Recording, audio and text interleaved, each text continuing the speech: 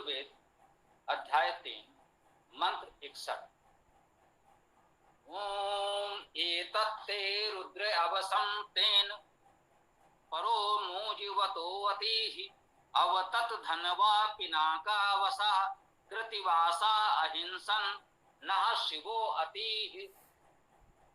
हे रुद्र तुम्हारा संरक्षण अति प्राप्य हमें हो शब्दमयी, अति विस्तारित गति शब्दमयी, दुष्टों से रक्षा करते हो तुम वास युक्त दाता सुवास, शिव रूप अहिंसामय मिलते। देखिए, ऋषि वशिष्ठ देवता रुद्र,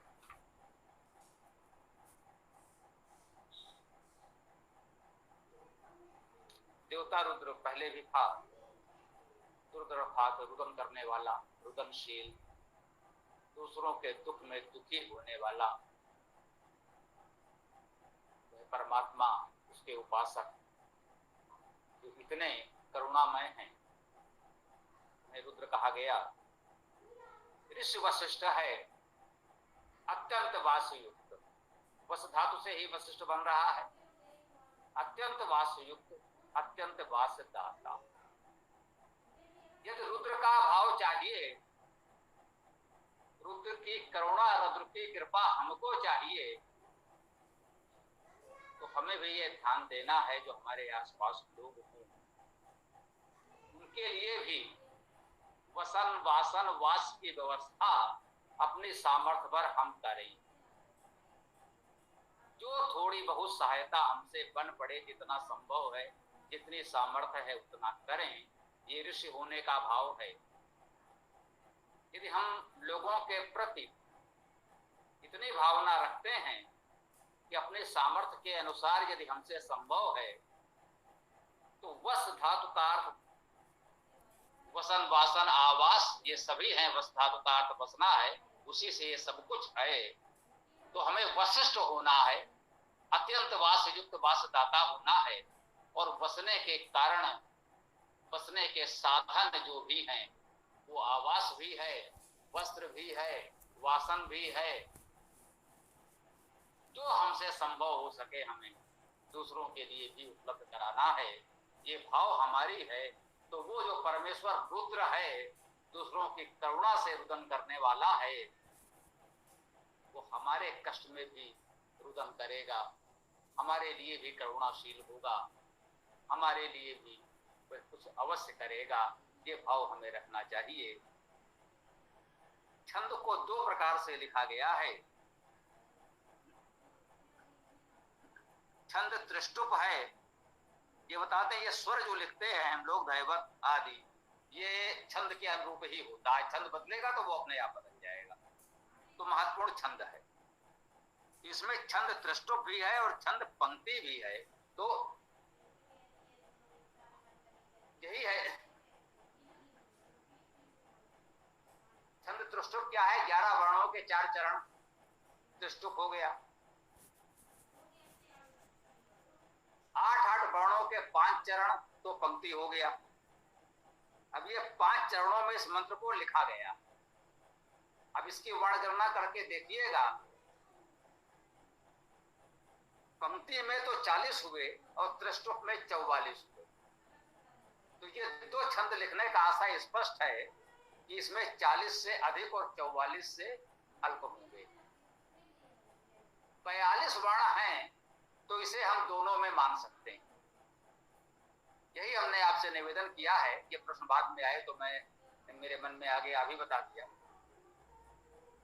तो आप गणना करेंगे तो संभवतः 42 वर्ण मिले। 2 न्यून है, 2 अधिक हैं। पंक्ति से 2 अधिक हो गए और त्रिष्टुप से 2 न्यून हो गए। तो अर्थात दोनों के मध्य में है, तो हम चाहे इधर मान लें या उधर मान लें, ये हमारे विवेक पर है। तो दोनों हो गया। अब अधिक उपयुक्त क्या होगा? क्योंकि हमने इसको जिस रूप में लिखा है, 5 चरणों में इसे पढ़ा जा रहा है। जब 5 चरणों में पढ़ा जा रहा है और पंक्ति छंद हो सकता है कुल वर्ण गणना के अनुसार, तो पंक्ति मानना अधिक उपयुक्त है, अर्थात पंक्ति छंद मानकर 5 चरणों में इसका पाठ किया जाए तो अधिक उपयुक्त है। तो छंद आदि के निर्धारण में इस तरह के अनेक परिस्थितियां होती हैं, उनमें कभी कभी कुछ अंतर दिखता है, तो कभी इससे भ्रमित ना हो कि उस संहिता में उस विद्वान के संपादन में जो वेद हमने देखा था उसमें ये छंद लिखा था, और किसी दूसरे विद्वान के संपादन में वो देखा तो उसमें दूसरा लिखा था। इस तरह के कहेंगे छोटे मोटे सूक्ष्म अंतर आपको मिलेंगे, वो कोई मतभेद या विवाद का विषय नहीं है। ये सामान्य भाव से जो उपयुक्त लगा लिखा, इसको कोई विशेष अंतर न माना जाए, इसका ध्यान रखें। मुख्य बात जो है वो हमने समझ ली। एतत् ते रुद्र अवसंतेन,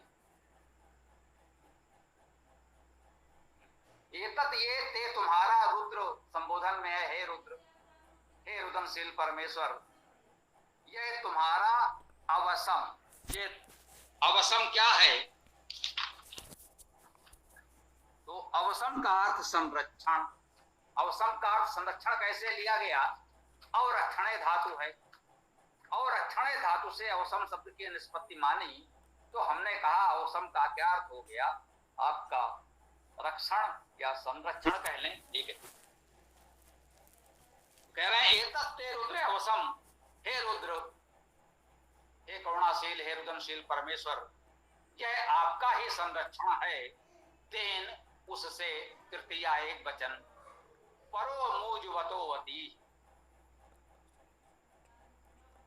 उसके द्वारा जो ये परा, परे है, पराया है, मूजवतो, जो मूजवत अर्थात मूज युक्त है, ये मूजवतो क्या है? शब्दमय। मूजवतो का अर्थ शब्दमय कैसे किया गया? तो इसमें देखिए मुझ धातु का अर्थ है शब्द करना, तो इससे मूज शब्द बना जिसका अर्थ हो गया शब्द, और वतो ये शब्द के समान या शब्द युक्त इसका अर्थ होगा वत प्रत्यय। प्रत्यय उड़ाद सूत्र में मिलते हैं। अब उड़ाद सूत्र का अध्ययन कोई गंभीरता से करेगा तो अनेक नियमों के अनुसार इसको बता सकेगा ये कैसे क्या आया है। इतने विस्तार में जाएंगे तो जो थोड़े से लोग जुड़े हैं वे भी नहीं मिलेंगे। तो उतनी ही चर्चा यहाँ हम लोग करते हैं जितना सरलता से, सहजता से और सरसता से नए लोगों तक पहुंचाया जा सके। आप कह सकते हैं हमें इतनी योग्यता भी नहीं है, मुझे कोई संकोच नहीं है, जिसको कहना हो कहे। जिसमें इतनी योग्यता हो वो अवश्य प्रयास करे, उसको हमारी शुभकामनाएं। तो मुझ शब्द धातु से, मुझ शब्द ने धातु है, शब्द करना, मुझवतों का अर्थ हो गया शब्दमय। अति ही, अति, बहुत ही प्राप्त हो। तो हमने क्या कहा? एतत् ते रुद्र अवसम तेन परो मूजवतो अस्ति। कह रहे हैं हे रुद्र, रुदनशील परमेश्वर, यह तुम्हारा संरक्षण है, इसके द्वारा हम शब्द युक्त को परे, दूर से, अधिक, अति ही, बहुत अधिक प्राप्त कर सके। परमेश्वर के संरक्षण में हम ये शब्दमय वेदवाणी प्राप्त कर सकते हैं, अति ही, अत्यधिक प्राप्त कर सकते हैं, बहुत अधिक, पूरी तरह भी प्राप्त कर सकते हैं। ये कह सकते हैं उस परमात्मा के संरक्षण में, उसकी कृपा से हम ये वेद विद्या को प्राप्त कर सकते हैं। अवतत धनवा पिनाका वसा। अवतत धनवा, इसको अर्थ दो प्रकार से कर सकते हैं। अवतत, तन धातु से तत् शब्द बनेगा, उसका अर्थ विस्तार करना बिल्कुल ठीक। इस पर बहुत हम विस्तार से बताने की आवश्यकता नहीं समझ रहे हैं। इसमें महत्वपूर्ण अव है, उपसर्ग। अब उपसर्ग है अवतत, जैसे कहते हैं अवतार, उतरना। अवतत नीचे विस्तार करना, उतारना, यही अर्थ हुआ। एक अर्थ तो यही हो गया, अवतत घनवा। अति विस्तारित भी अर्थ किया है। अवकाश दूर होता है, तो अवतत धनवा, दूर तक विस्तारित धन। अभी धन क्या है एक अलग विषय। धन धन में भी गति का भाव ना, अवतक में तो अवसर्ग और तन धातु हो गई, विस्तार करना। धन धातु है जिसका अर्थ गति करना, शब्द करना। धन धातु का भी अर्थ जाना, गति करना, चलना है। तो धन और धन दो धातुएं हैं, तो धनवा कहा जा रहा है। सामान्यता धन शब्द मान लें, हम लोग धन कहते हैं, हमें धन प्राप्त हो। ये धन क्या है? ये धन धातु ही है, गति और शब्द। कहते हैं कि धन चंचल है, चलायमान है। धन शब्द का अर्थ ही चलना, गति करना है, वो स्थिर रह नहीं सकता। उसको धन कह रहे हैं अर्थात मानकर चल रहे हैं कि ये जो कुछ भी है इसे कहीं रहना नहीं है, इसे चलते ही रहना, चलायमान है, इसीलिए तो उसे धन कहा जा रहा है। अवतत धनवा। इस तन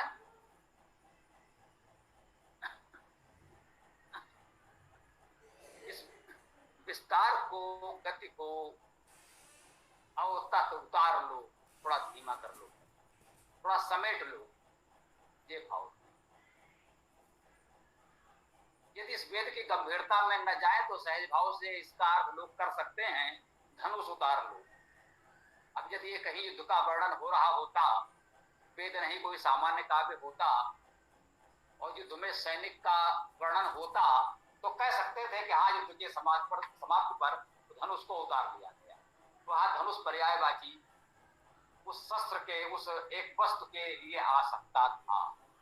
यहां ऐसा कुछ नहीं लगता, क्योंकि हमारा रुद्र देवता सर्वव्यापी परमेश्वर है, तो धनुष जैसी वस्तु को उसको चढ़ाने उतारने का तो कोई आशय नहीं रहता। तो यहाँ पर धात्विक अर्थ, गतिशीलता, विस्तार, जो कुछ भी है वो हम स्वीकार करते हैं। अब तत् धनवा, विस्तार को, गति को थोड़ा उतार लिया जाए, समेट लिया जाए, कुछ आपाधापी भाग दौड़ समेटी जाए, यह कहना उचित है। पिनाका वसा, तो पिनस धातु का अर्थ पिसना, चूर्ण करना है, और पिड़ धातु का अर्थ शब्द करना।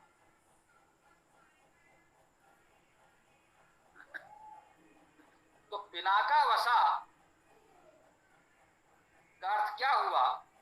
या तो हम पीसना चूर्ण करने का अर्थ ले लें, पिनष्टि, या पिण धातु शब्द करने का। यहां पर इसे पीसना है, शब्द करने का भाव उचित है। पिण धातु से पिनाक बना, अर्थात शब्द करता, उस पिनाक का अवसाह संरक्षण करने वाला, या पिनाका वसाह वास करने वाला। शब्द का वास हम में है या वेद में है, परमेश्वर में है, ये सब पिनाका वसा। जो शब्द को धारण कर ले, जिसमें ये शब्द बस जाएं, या जो शब्द का संरक्षक हो जाए, अवसा और रक्षणे धातु है, वो पिनाका वसा। जो है ना, तो पिनाक अवसाह, पिनाका वसा, पिनाका वसा, पिनाक का वास, पिनाक अवसा, पिनाक का संरक्षण आदि, इन शब्दों का वास, शब्दों का संरक्षण हमें करना है। अवतत धनवा, पिनाका वसा, अर्थात आपाधापी भाग दौड़ को थोड़ा समेट लें, और ये जो वेदवाणी शब्द संपदा, ये विद्या हमें सुलभ है, कुछ इसका भी संरक्षण कर लें, कुछ समय इसमें लगाएं। केवल सांसारिक आपाधापी भागदौड़ में पूरा जीवन न बिता दें, पूरा दिन न लगे रहें, कुछ समय निकालें जब हम इस वेद का स्वाध्याय करें, वेद वाणी का संरक्षण भी करें। कृत्तिवासा अहिंसन, कृत्तिवासा, कृत्तिवास युक्त या कृत्तिवास देने वाले। ये कृत्य है कर्तन, काटना। लोग जानते हैं ना, कर्तन, केश कर्तनालय भी कहीं कहीं लिखा होता है, बाल काटने का। संस्कृत में ये धातु है ना, कृत धातु है काटना, तो उससे ये बना कृत धातु से काटना, तो काट कर बने हुए वास, आवास बनाना है तो वृक्ष वनस्पतियों से हमें उसके लिए लकड़ी जुटानी पड़ती है। वस्त्र बनाने हैं, सिलने हैं तो उसे भी काटना जुड़ना पड़ेगा। कृत्तिवासा, तो इस प्रकार से जो यहाँ वहां से काट जोड़कर सामग्री को उपयुक्त स्वरूप देकर हम आवास बनाते हैं, वस्त्र बनाते हैं या वासन अर्थात बर्तन बनाते हैं, कहते हैं इस कला में जो निपुण हैं उन्हें कृत्तिवासा कहना चाहिए। ये सारे गुण परमेश्वर में तो हैं ही, उस रुद्र में तो हैं ही, तो उसके विषय में तो क्या कहना। संसार में जितने भी गुणधर्म हो सकते हैं उस परमेश्वर में तो है ही। उससे प्रेरणा हमें ये लेनी है कि उन गुणों को हम ग्रहण करें और समाज में जिनमें वो गुण हैं उनको भी उचित सम्मान दें, सहयोग दें। कृत्तिवासा अहिंसन, उनके अहिंसा करते हुए, उनके हिंसा से बचते हुए या उनको हिंसा से बचाते हुए अहिंसन, हमें अहिंसक होकर रहना है। न हमारे लिए शिवोपति, कह रहे हैं अगर परमेश्वर से ही कह रहे हैं तो हे रुद्र, हे रुदनशील परमेश्वर, आप सबको इस प्रकार से काट पीट कर जो आवास आदि की विद्या सुविधा साधन विवेक आपने हमको प्रदान किया, लेकिन ये सब कुछ हम अहिंसक होकर करें।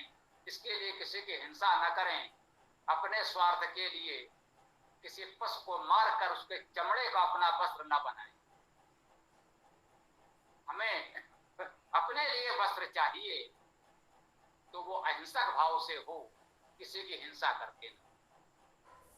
हमें जो भी वास आवास वस्त्र वासन चाहिए तो अहिंसक तरीके से प्राप्त करें। ये संदेश हम यहाँ ग्रहण कर सकते हैं। न हमारे लिए शिवो, शिव अर्थात कल्याणकारी। शिव शब्द में कितने धातु में कितने अर्थ हैं पढ़े गए, पुस्तक में पढ़ लीजिएगा। सब पुनरुक्त करने से कोई लाभ नहीं है। अति, अति शब्द पहले भी आ चुका है। अति, अत्यंत प्राप्त हो, अत्यंत प्राप्त करें, ये हम प्रार्थना कर रहे हैं। प्रभु हमें ये सब कुछ अत्यंत प्राप्त हो, बहुतायत से प्राप्त हो, बहुत अधिक प्राप्त हो, हमारी आवश्यकता पूर्ण हो सके, कोई अभाव न रहे। इस भाव से हमने परमेश्वर से प्रार्थना की। उसके लिए हमें भी वशिष्ठ होना है और वो तो रुद्र है ही। इस भाव से हम कामना करते हैं, प्रार्थना करते हैं तो हमको ये प्राप्त होता है, ऐसा मानना चाहिए। ओम खम ब्रह्म